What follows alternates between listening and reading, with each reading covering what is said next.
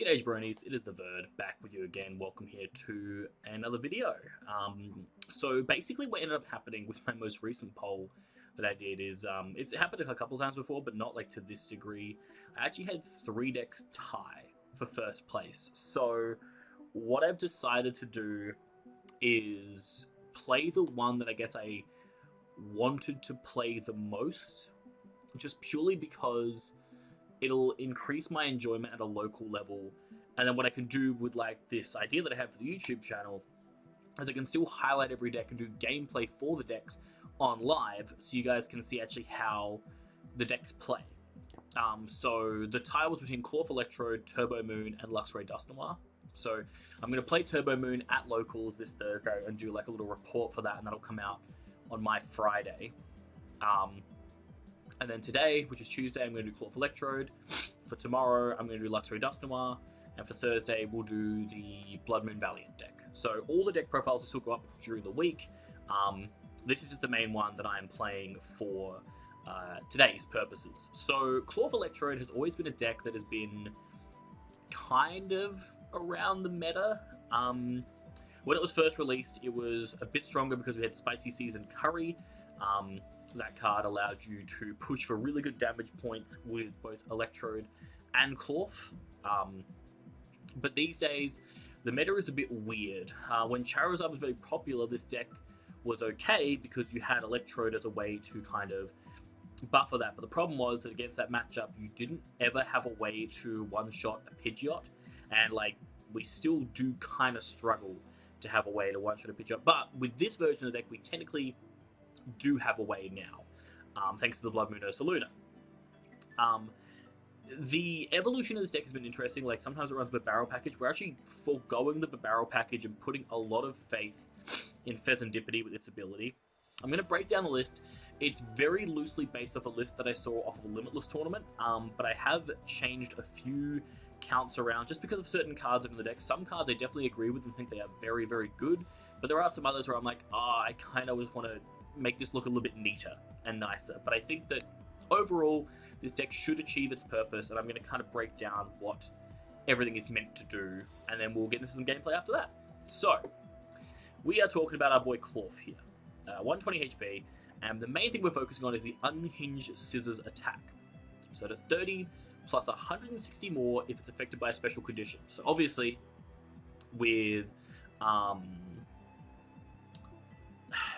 like Poison, which is the main strategy we're going to go for, Clorf is able to push 190 damage. Now, being double colorless, we can also use double turbo energy.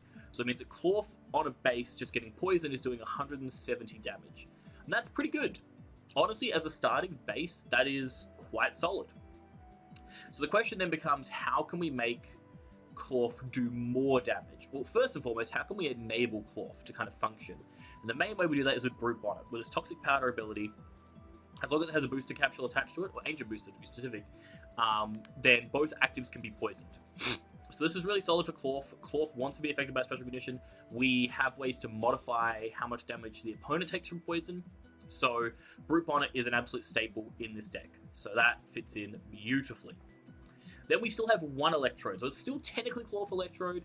Electrode has kind of fallen by the wayside a little bit in this deck just because realistically, what Electrode is kind of serving as is a way to one-shot Charizard, sometimes a way to one-shot like Roaring Moon, things that are like weak to grass. It can just kind of make them blow up because of Tantrum Blast. Unfortunately, there's no way to burn Electrode anymore, which is what made Tantrum Blast really strong in the past. It was a 0 energy, 200 damage attack, and that was quite powerful, especially now that we have the new Mochi tool as well. But regardless, what this Electrode can still do is present a significant amount of damage with minimal setup, and it is also a V, so it can hold a Forest Seal Stone, which is crucial for some of the tools in our deck, which obviously we've got throwing for Arven, as you can see.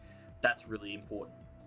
But Tantrum Blast does 100 damage for each special condition. Now, the only one we can really affect it with is Poison, but we do have some ways to make that still work for what we want to do. Now, Squawk is a bit of an auto-include. Squawk, so basically with all these like kind of turbo strategies, I would call them, I usually have a Squawk, a Fez, and a Mew, because I think that in these strategies, those cards are really good, and Mew plus Fez always provides us with a level of consistency in terms of hand disruption.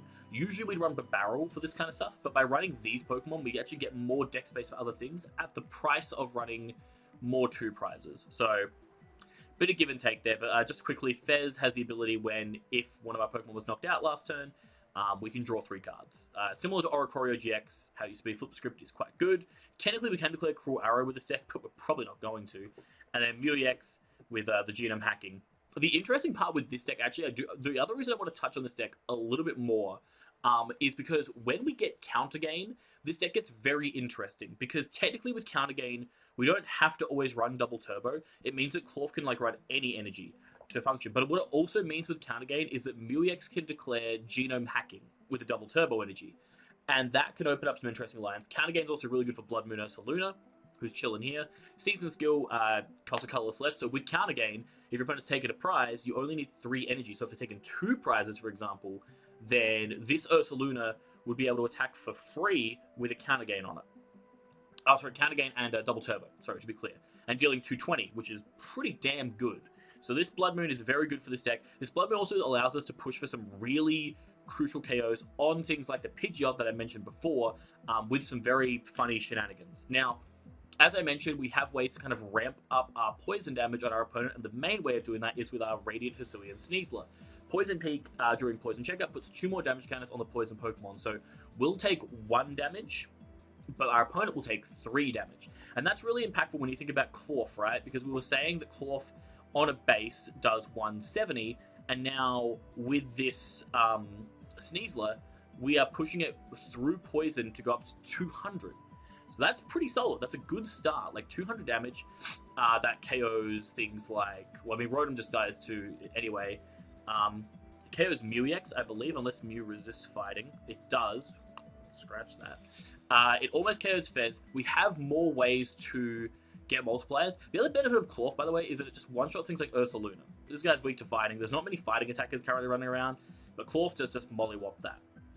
The only other Pokemon that I put in this list that wasn't initially in this list is Manaphy. Now, the reason I put in Manaphy was because a support in this deck can actually utilize really, really well is Colress's Tenacity. This card is actually quite good for this deck because it searches for a Stadium card, which we run 4 of, and it searches an Energy card, which we also only run 4 DTE. That's the only energy this deck needs because you're only really attacking with Klawf or Electrode. So, because of that, Colress is really good. The downside of Colress is obviously Kyurem. Kyurem, with its Trifrost attack and its ability Plasma Bane, I believe, attacks for only 1 colorless if I have a Colress in my bin. So, to circumvent that, we play the Manaphy so that if we pair it to Regidrago, we can bench the Manaphy and try and mitigate. Obviously they can still cancel in Cologne and do shenanigans, but they only get to do it once. So, I mean, well, technically twice with Legacy Star, but we try and alleviate as much as possible. We try and limit the impact that they can have, any deck can have, from just abusing Colress's Tenacity big in the bin. But that is basically the Pokemon line. The primary kind of bench that you're looking at usually is obviously 1 or 2 Klawf, maybe an Electrode is on there as well, definitely a Brute Bonnet, definitely Sneasel if we can fit it, and then just as many other support Pokemon as are required as the game goes on. If we have to Squawk, we'll Squawk. If we could avoid Squawking, it's actually really good for us. Usually we only push for Squawk if our opponents had a really slow start, and we can just push for game. It's just an enabler for that. We're going to move on now to our support accounts. So the big supporter in this deck is Arven. Arven kind of solves a lot of the problems of this deck. It doesn't get us energy, that's what Colress does, but what it does get us is an item and a tool card. Now, tools are very, very important in this deck. I think we run 7 or 8 tools, so Arven being able to kind of filter out the ones that we need each turn is really strong. This guarantees Booster Capsule, this guarantees Mochins, can get us Forest Seal to search for more cards. So Arven opens up a lot of the deck and is the main way that we can kind of push forward with a lot of our plays. We do also run 3 copies of Iono. I feel like I prefer this to Judge still for this deck specifically, just because a lot of times our plays are very combo intensive, and while Judge is a great disruptive card, we're not really here to be disruptive on our opponent. We're here to just to donk things or just run through things. So Iono is better at that in the early game as a draw supporter as well. We're still seeing 6 cards at the start of the game, but it can still be good disruption as well. So I like it for those reasons. We did talk about the Colress's Tenacity. Again, it's really just good for us finding energy. We have Energy Lotto, but that is like top 7, whereas it just guarantees it. And guaranteeing Stadium in this deck is also very important. The other supporter we have a couple of Boss, just really crucial for giving Gust. We do run Prime Catcher as well, but Boss sometimes just like is very, very good. And we have 1 copy of Silene. The main reason I wanted Silene in this deck is because being able to recycle things like Prime Catcher and especially double Turbo Energy are really good. Now, technically, we could run Roseanne's backup to guarantee the double turbos in the deck, but because we run Fezandipity, Silene becomes really strong at stacking like the exact card we need that might be in our bin to just win the game on the spot. So I really like running one of this. I think it makes a lot of sense in decks that can utilize things like Fez and Mew pretty consistently, which this deck tries to do. Also, just because, like, again, it's better, I think, than Roseanne's in terms of just guaranteeing we get a DTE back. Because sometimes you just lose a lot of the DTEs and you need a way to recycle them, and Silene does it best. Moving on now to the bottom part of our little page here. So in terms of consistency, it's pretty straightforward. 4 Ultra Ball and 4 Nest Ball. Just as many ways as possible to search out the Pokemon that we need. We run 3 Night Stretchers. This is a new card from Shrouded Fable as well. Put a Pokemon or a basic energy card. Now, obviously, we don't run basic energy, so this is just guaranteeing us Pokemon. This is really good, though, because a lot of times what will happen is pretty consistently our opponents will see that, like, we're not running for barrel, so Fez is our main guy. So they'll just Gust kill Fez a lot, but then we can just Night Stretcher back immediately and then flip the script. So that's really, really good. Also just guarantees getting back a Clorf. Guarantees getting back things like Brute Bonnet as well, which is really crucial. Getting back those cards are very important for our game plan. We run a couple of Switch Cart because we only run basics in our deck, and this is the easiest way to pivot, like, say, a Brute Bonnet that gets stuck in the active to come back out and go back into Clorf to swing. There is, like, versions of this deck where you can focus more on, like, Pecharunt, which is the one where, like, if it's in the active at the end of turn, do 5 more poison counters. So obviously with Sneasler, you push it up to 80 damage that gets dealt at the end of the turn. This is, like, better for, like, say, a turn 1 donk. But the problem is that, like, the meta is shifting with things like Raging Bolt and Regidrago existing, that there's more high HP Pokemon that exist. So I think that's not great. You could technically run 1 Pecharunt in this deck and try and pull it off, but I'm not focusing on that. I'm focusing on just resolving Clorf as much as possible. We're also running a couple of Energy Lotto because I think that you don't want to have to rely on Colress. Like, you have so many other good supporters, so if you can just hit it off of Lotto, then that's pretty good. 1 Heavy Ball because we are running a few crucial one-offs, and with Arven in our deck, this guarantees that we, like, never really, unless we prize exactly Heavy Ball plus the guy that we need, this should usually guarantee that we always hit the cards that we want every turn. Prime Catcher, obviously, the best A-Spec in the game. We're playing it in here because it's an extra switch out as well, which is really important for, like I said, when the Brute Bonnet gets gusted up. But also, it's really important because it allows us to use, like, say, Arven to get Prime Catcher Mochi, which I haven't even talked about the Mochi yet. That card is nuts for this deck to allow us to push for some plays. But Prime Catcher is good. We're running Power Pad. We have a lot of supporters, but there are ones that are pretty crucial to get back every turn. Like I said, being able to recycle something like Silene with Power Pad is really cool because you can lay against, you know, Stall or whatever, kind of loop in that scenario. Potentially, not guaranteed. But the other benefit of Power Pad is just, like, getting things like Arven back, or just the 2 copies of Boss. Being able to guarantee a Boss in the deck with, like, a very low amount of cards left, you know, it gives you a good chance of trying to push for game as well. Now on to the tools. So we're running 8 tools, and I think some of these are quite interesting, but I have justifications for them. So Booster Capsule is the obvious one. We need this because this is what allows our Brute Bonnet to use its ability to poison. And it also just gives it extra HP, which can be really clutch. It means that it doesn't die to, like, Hawlucha and Kyurem, which is really important. It doesn't just get amped. So having this is really, really important for our what do we call it? Our Brute Bonnet. Words are hard. Binding Mochi is the new, like, coolest tech for this deck to run. So Binding Mochi, the attacks used by the poison Pokemon this card attached to do 40 more damage. So this creates a lot of really cool breakpoints for our deck. Like I said earlier, Clorf with a Sneasler in play does 170 and then takes 3 damage counters with the poison. So that is 200. But if the Clorf has a Mochi, we now push up to 240, which is a really good number when things like Raging Bolt exist. Being able to one-shot Raging Bolt is ridiculously good. Mochi also means that our Clorf does a flat 210, which is really important because that KOs things like Ogerpon, which we definitely want to try to remove. That would KO Mew exactly as well because it resists fighting by 30. So Mochi fixes a lot of that stuff. The other broken thing that Mochi does in this deck is Mochi on an Ursaluna allows it to hit for 280. So against like Drago, Pidgeot, things like that, Lugia, they all just get one shot by the Ursaluna, which is really, really cool. Also, the binding Mochi with the Electrode, not that you would ever really need to do it, but it does allow the Electrode to deal 280 damage if it hits a weakness, for example. Or even just like 140 for no energy can sometimes be like really good. If you can't find Clorf, but you can swing with Electrode, every now and then that attack's not bad to potentially declare. So I really like this Mochi. I think it like really helps the deck push for the crucial numbers that it was kind of missing before. So I'm a big fan of this. We run one Forest Seal, like I said. This is basically just for the Electrode. If we can swing, if we can use it in a way, I don't mind using this. You could also run like a Rotom V in this deck, I suppose, if you want to go first. But I just think that you are probably just choosing Blind second with this deck and just going for it. We run, okay. So I'm running one copy of Super Effective Glasses. This is truthfully just for the Electrode. What this allows us to do in the Charizard matchup is if we have Sneasler on the bench and Electrode as well as Brute Bonnet, we deal 30 damage to Charizard after Poison, and then with Super Effective Glasses, with the Electrode poisoned, Tantrum Blast hits for 300 damage, which means after Poison, Charizard dies, and the important part about that is that Charizard will die at checkup instead of actual KO, which means your opponent can't use Fez. That's the other interesting thing you can do with this deck in terms of poison manipulation, is if things die during checkup, they won't trigger the Fezandipity because Fezandipity specifies in that person's turn.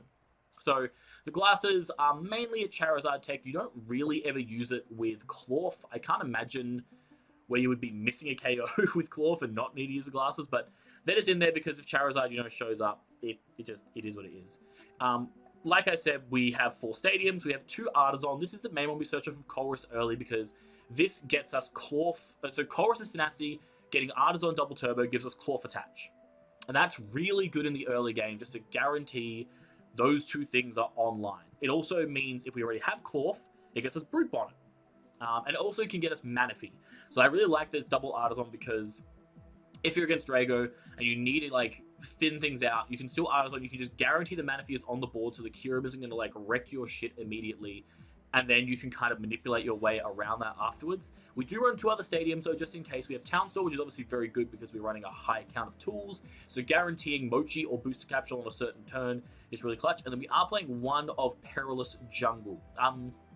This is a really good card because it can definitely increase some of the math that we want as well. So with Perilous Jungle, during Poison Checkup, put 2 more damage counters. So with the Sneasler, this means we can do 5 extra. So this opens up a lot of interesting KOs.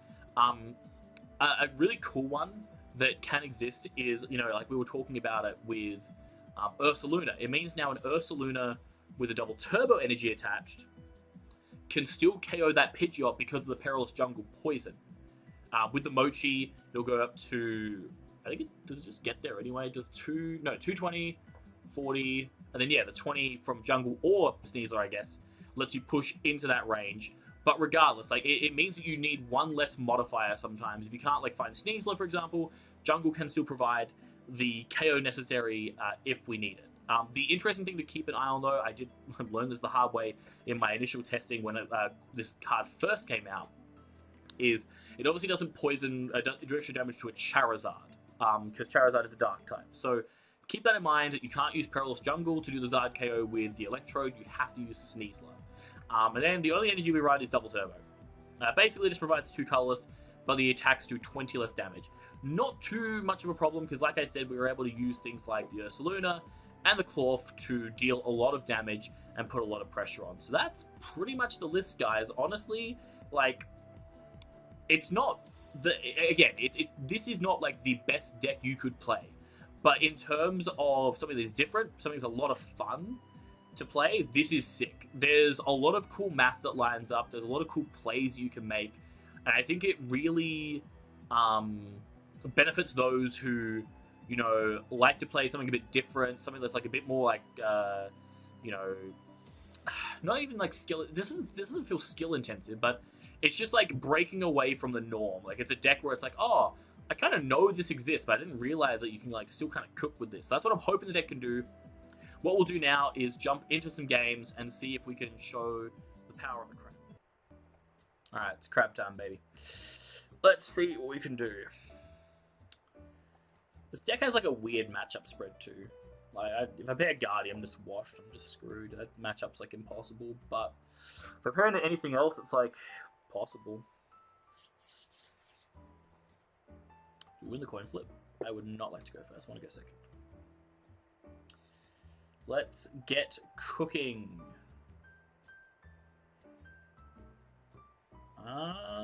Okay. Not bad. Not a bad hand at all. What are we up against? This is just straight up Dragapult. Okay.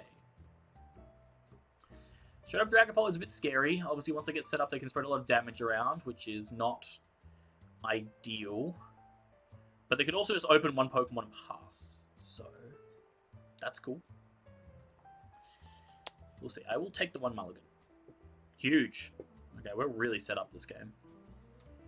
If they just go like Dreepy pass, we're like pretty close to just having it, right? Like, I don't want them to go Dreepy pass. I want them to set up, but if they only have one thing they can search for here, what do you get? It's like second Dreepy, right? You don't want to just like... I guess you can get Rotom and just say like my opponent won't hit it. It's so risky. I think I'm Ionoing this turn. It's dicey because I could find Colress to guarantee Claw attacks. I'm just trying to think of how valuable Jungle is in this matchup. I think there are times when Jungle is pretty good. So, like a Bidoof. Bidoof. Alright. Bit of a slow start from my opponent. I can be really aggressive now and just Squawk. Let's just see what's in deck. We need to get some pieces set up first and foremost. So, definitely want the Bonnet. We have the Squawk. How many DT are we working with, and how many Colress? We've prized 2 Colress's Tenacity, which is terrifying. We do have all 4 DT, though. That's pretty important. We prize 2 Mochi as well. Wow. Okay, everything else seems to be accounted for. Well, the important stuff, at least. So, I think we just want to try and... So the thing is that Arven almost just gets us KO if Lotto hits. So I want another Cloth. I think... The question is whether I Ultra Ball or not, right? Because I can Ultra Ball away Stretch a Jungle. I could always get Jungle back later. I think we're going to take things like this. And then we're going to Lotto now and see what happens. Okay, no valid cards. That's fine. I think the best play for us here is Ultra Ball for Squawk Iono. Because they deliberately grab Bidoof, which tells me they're holding the barrel. So I think I have to be a bit more aggressive here. Oh, I did also prize Fez. That is important. So we know it's Fez, double Colress, double Mochi. So I think Iono here is correct for me. I'm looking for DTE and Townsville. That works. Cool. That's pretty good. Okay. So we got the DTE. We have Town Store to get our Booster Capsule. Do I want to Squawk this hand is the question. It's actually a pretty good hand for next turn. Colress is really strong for us. And it's the only one that I have left in my deck. So I actually think I'm not going to be Squawking. It's unfortunate, but sometimes you just draw into all the cards that you need. And it's like, I wish I grabbed like Mew-EX or something else. But yeah, I think we're just going to Unhinge Scissors. Arven next turn is really, really good. So is Colress, though. Colress guaranteeing energy is very strong. Mochi's alright. So, maximum damage I can get on a Dragapult is How much can Blood Moon get to? 240, 220 Mochi, 330. It can get there, technically. Can I do it? I just miss if I don't have that. They're gonna Iona me. I'm pretty okay with that. I want to keep some of those resources. It also means they're probably not KOing active. Finding double turbo though is good. We could town store for Mochi, I guess. We could also Ultra Ball here and find Muex to draw some cards. There's the barrel. Could also Ultra Ball now for... yeah, it might be the play. I might Ultra Ball for Electrode and get Forest Seal and just kill the barrel. And I think I might just cut out their entire draw engine. That feels like the play. I want to hold the Ursaluna, so I'm thinking I'm going to Ultra Ball away Manaphy Ultra Ball. That feels correct. Let's just make sure we have the card index. We know we have the Trode. Do we have the Forest Seal and the Prime Catcher is the question. Yes, we do. Cool. I think this is correct then. So we get this. We're going to Town Store for Forest Seal.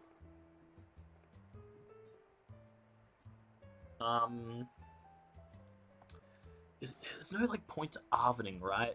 Because I don't have to prime either. I can also just get boss. Maybe that's better. I think that's better. Right? That just has to be better. Alchemy for boss, keep prime for later. Seems way stronger. It means Arven's more of an out later on too. Because I just don't think they have anything, right? So I'm pretty sure if I just like search for boss here and KO their barrel, they're just screwed. Like, we're just gonna scissors this. They'd have to have Candy attach off of 5 cards. Another Mochi, sure. We can get some good damage in. Mochi Trode's good because it also doesn't like just die immediately. Mochi Cloth's still good damage too. They have the Candy. It's a little bit worrisome. Do they have the energy? This could get like a little bit dicey. I could just run out of attackers, but I do have Cloth Swing with Mochi into Trode, I think gets KO. If they grab TM Evolution here and declare Evolution, I think I'm just chilling. Defiant. Oh my god, they get KO with Defiance Band here. That's funny. Okay, that makes things a bit more interesting. They can, what is it, Jet Headbutt me for KO. And they got the Mailer? What? And the Fez. Oh my god, this guy... Yeah, the jackpot. That's nuts. What a play. Okay. Things could get a little bit dicey here. However, the poison accumulation with the Mochi damage is pretty good. They, like, hit the Trode for 1 for sure. I don't know where the rest of this goes. You could maybe also put 6 on Cloth, but I think that's wrong. You could put, like, a bit on Cloth. Where else does their damage even matter? Maybe they just put, like... I don't even know. I guess you put enough on Cloth to where, like... If this died under any circumstance, like, maybe you can play around it, sure. Okay, that was pretty good. Pretty good for my opponent. How would I like to respond? They have a lot of cards in hand. I don't have a lot going on unless I draw something good. That's pretty good. Bit unfortunate they moved the Cloth into the active because I think I could have pushed for KO with Prime Catcher here. But Arven is still solid. So Cloth... If I... Well, I'm definitely poisoning both. So that's taking 3 more. Cloth is currently dealing 1. This goes up to 210. Oh, they just concede. Okay. I wasn't expecting that, but I will take it. I think we were in an okay position. Arven allowed us to get Nest Ball there as well, so we would have got our Fez online to at least keep a steady flow of cards coming in. We could deal 210 there, they take an extra bit of damage. I can always KO them back with Electrode on the next turn. And then they have Fez in place, so I always threaten Blood Moon. So I think we had it. Maybe. I'll take it, though. Cleffa. Is this Drago or Zard? I can't even tell. Dude, I can just KO this Cleffa.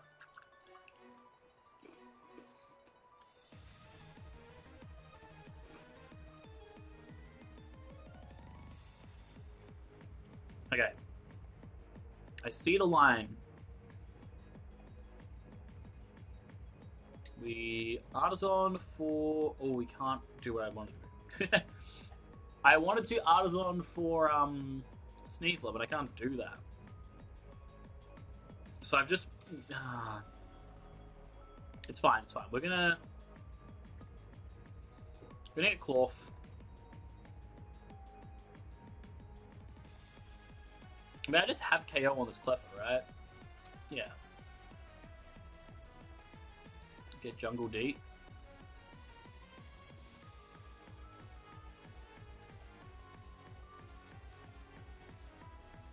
I think they want to draw cards, and I'd rather keep this Lumo in the active. It just seems bad for them.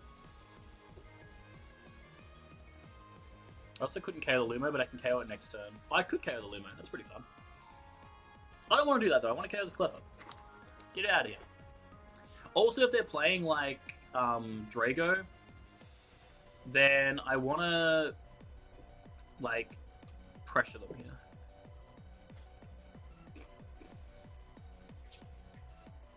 Because I can just KO this Luma. If they're playing Zard, it's a little bit annoying. Okay, sure. I could still prime that. That can't be worth, though. Surely I just, like, KO the active Lumo. And then I just have, like, Electrode to KO Zard, and I probably win.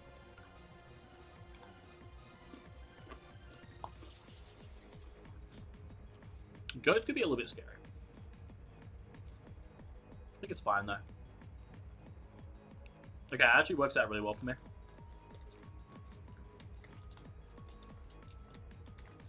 It's like weirdly broken.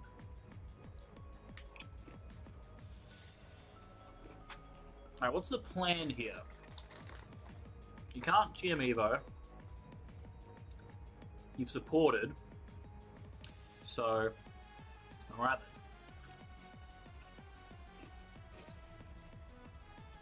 I think my lines on this turn are pretty clear. Get second Cloth.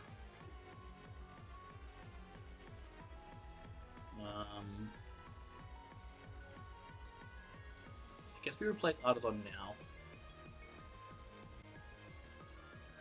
I think we want to give the non-established Cloth the Mochi. Because the Charmander dies regardless.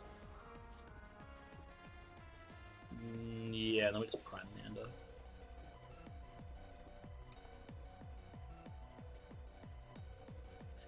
Then we get to Powder. And Iona. Nice card you Forest Steward for, by the way. Okay, Squawk's terrible. This could be alright. Ooh, baby! That's pretty good. I'm not down any stretches, right? So this is probably like just safe to come. Mew, I would say. Oh, Mew is prized. Could just grab a Sneasler now. Could grab Trode now. No, Trode, it's way too early for Trode. Maybe it's just Sneasler?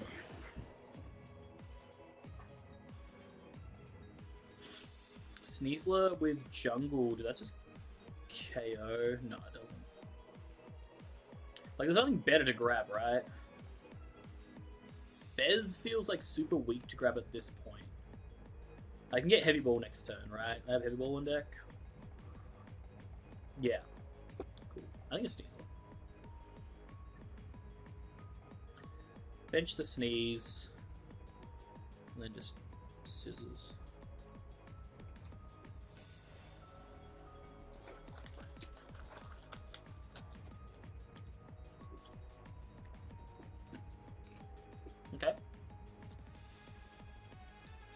Also doesn't really do a whole lot for us, but it's fine.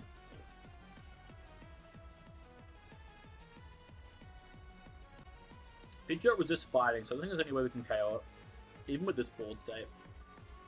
I think we always whiff.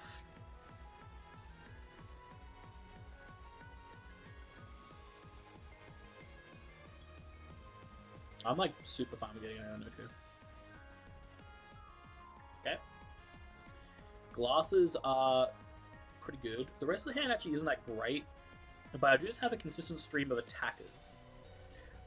The jungle is a little bit of a problem because I can just die to poison over time, but if they're not declaring an attack this turn, I think I'm chilling.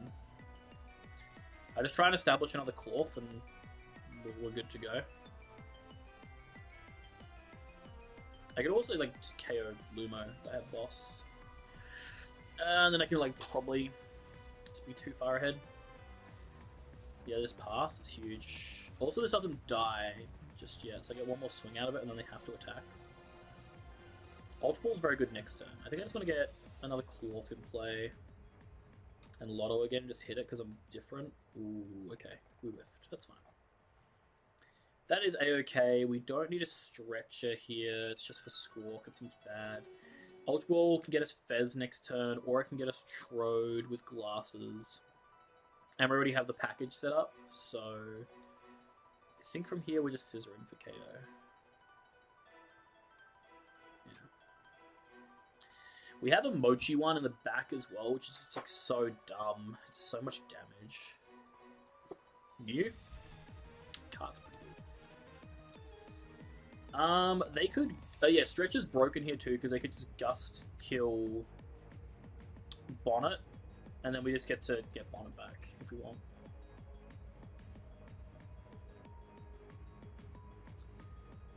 Alright, it's time. Oh, the Evolving is... I don't have Pidge. It's tough.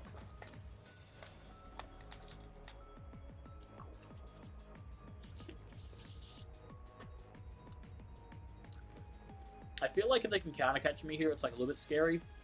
But also, they've used one, so like what are the odds they have another one? Am I getting Gusted for KO? Ooh, Rocks into Gust for KO. Interesting. Pretty good 2 cards to get Ionoed into. Or Rocks into.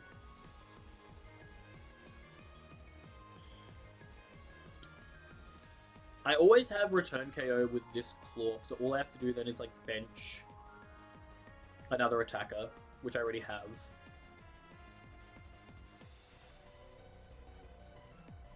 I could also just like Silene for Prime. Nah, it's stupid. No, it's not. I could like totally hit it with Iono. Maybe. It's tempting. Dude, Clops is in play. Are they going to use the Clops to KO active? Looks like it. Who would I like to serve up? I get a prize here? This is broken. Mew-EX, please? Thank you. Now that they've played their supporter already, I think I'm pretty safe to promote Clorf.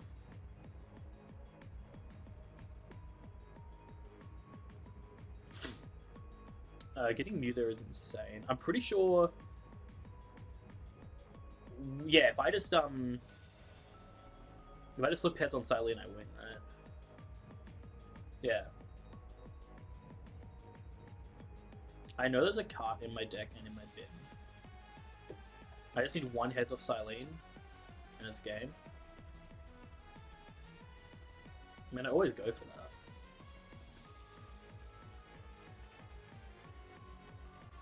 Okay.